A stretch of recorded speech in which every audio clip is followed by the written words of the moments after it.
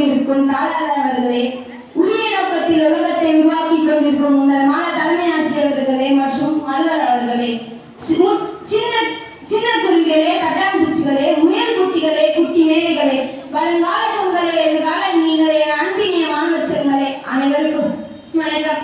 1947ஆம் ஆண்டு ஆகஸ்ட் 15ஆம் தேதி நமக்கு ஆங்கிலேயர்களிடமிருந்து சுதந்திரம் பெற்றது. இது நாம் கொண்டாடுவது நம் நாட்டின் 80வது சுதந்திரமாகும்.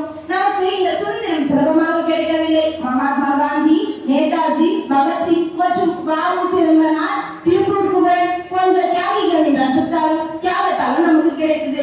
நம் நாட்டின் எதிர்கால மாணவர்களாகிய நம் கைகளில் தான் உள்ளது. நாம் அனைவரும் ஒன்றாக வாழ்ந்து நன்றாக படித்து நம் நாட்டின் உலகிலேயே சிறந்த நாடாக நம் நாட்டை மாற்றுவோம் என்று இந்த நன்னாளில் உறுதி கூறுகிறேன். இந்திய திருநாட்டின் விடுதலைக்கு வித்திட்ட எண்ணற்ற தியாகிகளின் வரிசையில் நமக்கு எப்போதும் ஒரு சிறப்பிடம் உண்டு. அது மட்டுமல்லாமல் பெண்களின் பங்கு மிகவும் போற்றுதற்குரியது.